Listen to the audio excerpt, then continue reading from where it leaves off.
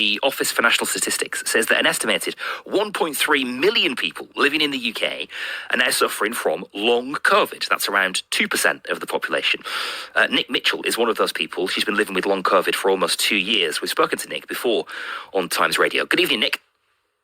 Good evening. Yeah, it's actually gone 2 years because Christmas Day was the anniversary. Oof. So I'm past 2 years now. Gosh, goodness me. You were really quite unwell the last time that we spoke to you. How are you now? Yeah, I've made some improvements in terms of being able to walk a little further. So I've managed to get my dogs to the park, which is fantastic. But when I get there, I'm still out of breath and having to sit on the first bench. You can probably still tell as well by my throat, I've still got this horrendous problem swallowing with swelling and inflammation under my jaw, laryngitis type thing, bronchial problems. So that sort of panicked feeling of not being able to swallow, completely down to inflammation and stuff, that's actually got worse. So some things have got better and some have got worse, but generally, yes, I'm much better. Goodness me. And so, I mean, we've also been hearing today, Nick, about the impact that's having on people's lives day to day. How about you? It's difficult to say I do have a life, really, because most of the time I'm asleep with this gross fatigue, which has never gone away, and which so many ME and CFS sufferers have also, been talking to me and others about.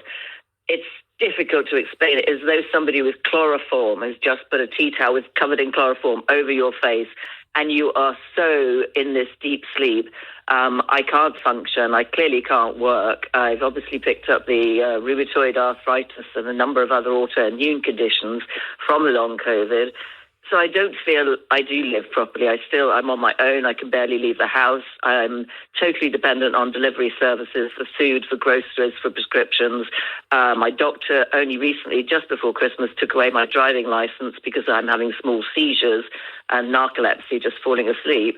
I don't feel like I'm living most of the time. It is pretty tough still. Goodness me, Nick. I'm so sorry to hear that. Oh, and were you generally well before catching COVID? Yeah, I was very well. I was buzzing around on a little motorbike around the Cotswolds and loving life, yeah. Goodness me.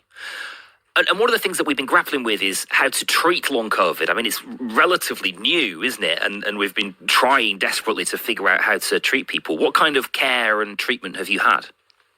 Well, you would think that after 2 years that it's not too relatively new and that things like, NHS and Public Health England or whatever their current name is would have done more. And it is so frustrating because, in November of last year, I think it was Matt Hancock at the time, said that he'd got 40 million to spend on long COVID and there was going to be 40 clinics all over the UK. And they didn't happen. They didn't come. Some of them came and disappeared. There is very little, if any, support in terms of long COVID. I had to wait till October last year. So, I mean, that's 20 months I had to wait to be able to see somebody that had a long COVID speciality. And that was done from home in a video call lasting less than 10 minutes. That's all the support I've had. And presumably, and obviously that's the medical side of things, Nick, but presumably there are, are you earning? Are you working? We saw people put on furlough during the worst of the crisis, but presumably you still can't work. 90% of the long COVID community cannot return to full-time work, and yet we're unrecognised by the benefits system. We cannot claim PIP or DLA or any of the disability allowances. We're not recognised by the private insurance sector.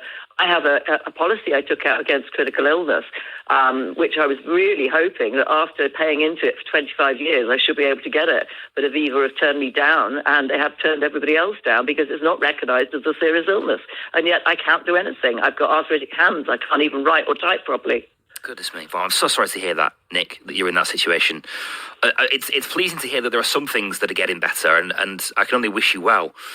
Yeah, holistic treatment. I think people should look broader. What the Americans are doing is fantastic, bringing in really good holistic treatment, looking at nutrition and alternative natural remedies. Great stuff. Okay, Nick, it's been really nice to talk to you this evening. Thank you so much for your insights into that. Nick Mitchell, who's been living with long COVID for 2 years. John says, do be careful.